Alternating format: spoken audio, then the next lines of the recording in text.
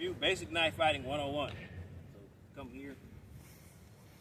You see us okay? Oh yeah. Okay. So rotate a little bit. Rule number 1, knife fighting. Blade faces the opponent. Real simple rule. Rule number 2 is a knife is not an axe, which means what?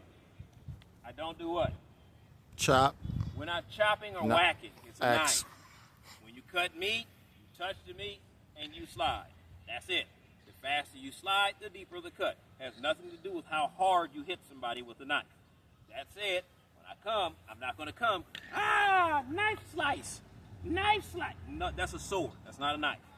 A knife is press in, flex, and slide. Press in, flex, and slide. So that's what you're going to see me do. Ready? Trap. Go ahead. Ah. Pressure, pressure, pressure, and out. Oh, you're trying to break it for real. Unnecessary roughness. Flag on the play. And we trade back and forth. You never hand anybody a weapon. So when he comes, first thing I'm going to do is I don't want my wrist getting cut. So I'm going to block, but I'm also going to cover my wrist with my other hand. And that gives me 2 options of making sure I can trap. Now, why does the trap work? Does the trap work, cut, because I can grab people's wrist out the air?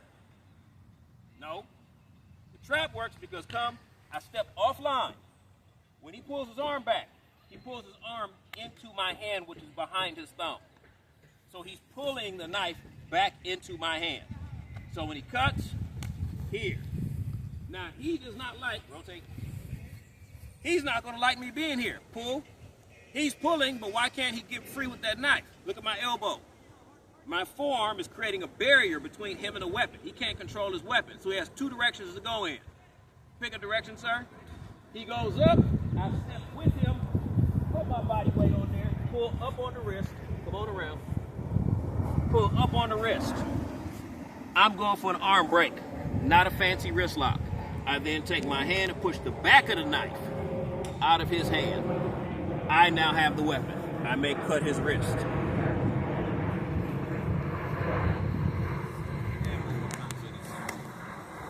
Trap. He throws the elbow. Notice another good thing. Do that again.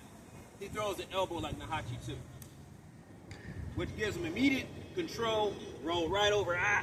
Pull up, pull up, pull up. Pressure, pressure. Constant pressure on the wrist and the elbow. Ah. The grip opens automatically. Go ahead and set that down.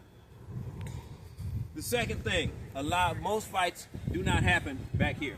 I see a lot of people that believe that, at least I hear people, comments in the YouTube videos, and people who do MMA, that try and say what works and what doesn't work.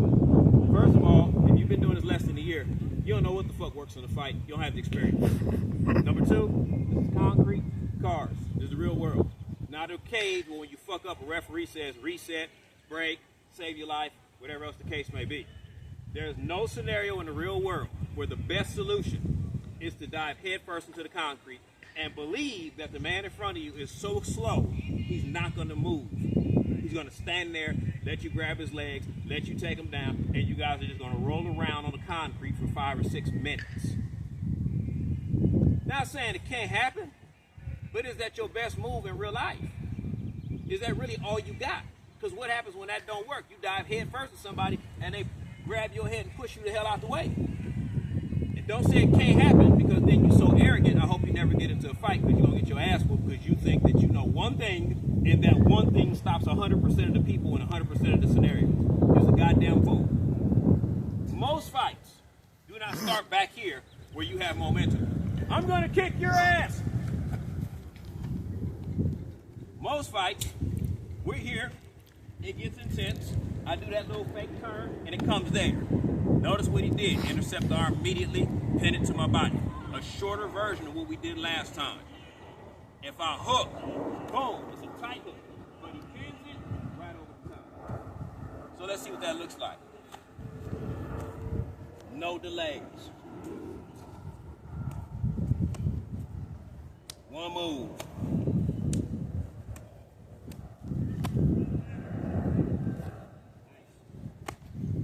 Nice. So this is a very tight hook. I try to catch him when I'm talking because he ain't paying attention. I'm gonna stop doing that. He gonna hit my ass, knock me out. Be the end of the video.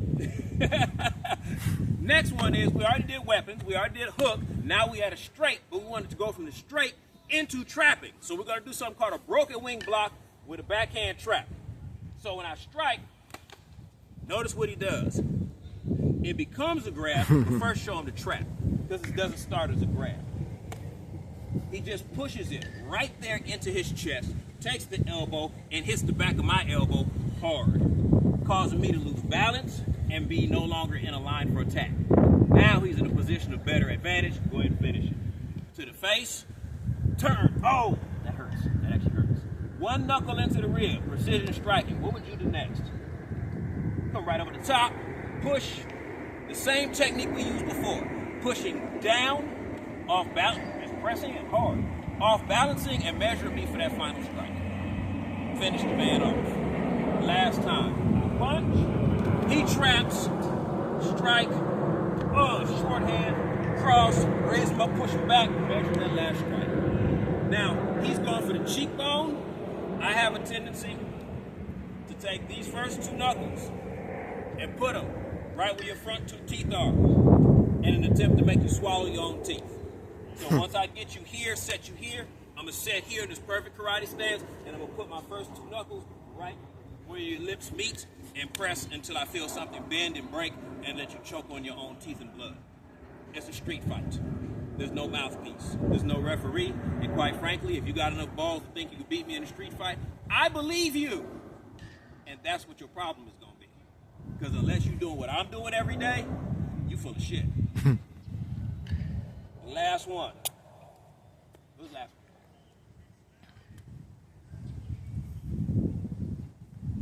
Watch how simple this is. He grabs. Yep. Okay, let me go. See? Not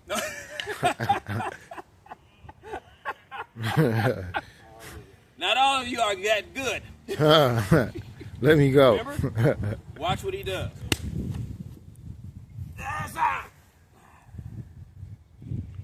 It's a very simple technique. Oh, that hurt. He grabs, step back, close in, fold arms, and pull his elbows to my body. The minute he is down, I'm going to raise his chin up and take my basic karate stance. Look at this stance. This is literally what I've been training 45 years to be able to do. You ever wonder why karate people stand like this? Because we put you there. Not because this is how we fight. I put you there. When he grabs, I put you there. So those are a couple of trapping techniques. Very, very simple things. They work. They do work. You know, we're not trying to grab people fist out the air. You just say, you're this close. He throws that punch, boom. And I do this Philly shell cover. Because I'm touching him, it's grappling time. But I'm not grappling like you grapple. The minute I come here, I can grab his hand and move away. This is called a showdown wrist lock. My game is just starting. Stand up, sir. Stand up. You pissed off, you mad. Make it happen. Make it happen. Real world, real time. See this point? Cobra. Same technique I showed you from last time. Walking right out the movie theater. Take it around. Boom. Inverted gooseneck. There's a wrist throw. Finger lock him up. Showdown wrist lock. Short form bow and arrow. If I want to finish him off. So that's, unless you feel it, people don't realize what it's really like. This is what you see where Aikido came from. Hapkido. The idea is pull when pushed, push when pulled. I'm not stronger than everybody. But if he pushes with a 7, and I'm a 3, you push with a 7, then I can pull with a 3 and throw him with a 10. When he expects the door to be closed, I'll open it. When he punches, I let it go. And then I reverse it. I didn't do this, punch.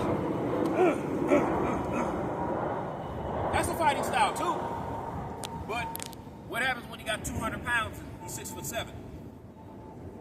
I'm 100 pounds. Is that the best strategy? Nope. If I know how to take him down, okay, that's nice. There's a limit to that too. There's a definite limit to it. So the question is, when you have your limit, you reach your limit, what's your fallback? What else can you do, right? If I'm a kickboxer, I love trapping range. Head bunt, elbow, shoot the knee, hit to the legs. I love that range. If I'm a boxer or Kempo practitioner, I love going punching range. But when you take a person out of their comfort range, you're not countering their entire style. You're countering their whole style.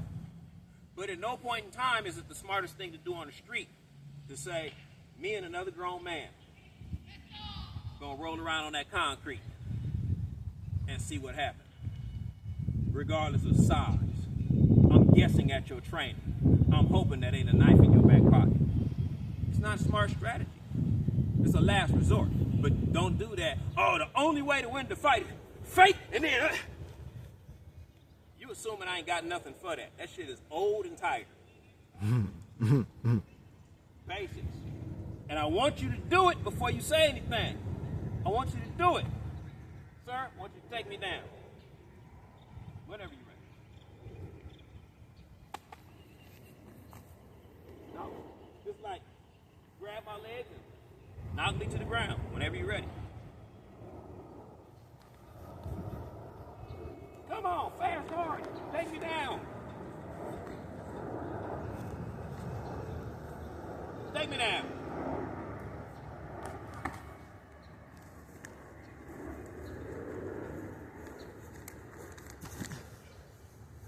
Now, what do you think I was doing all that time?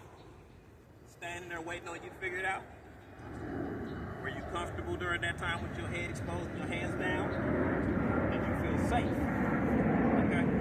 That's all I got to say. You guys line up. Thank you, sir.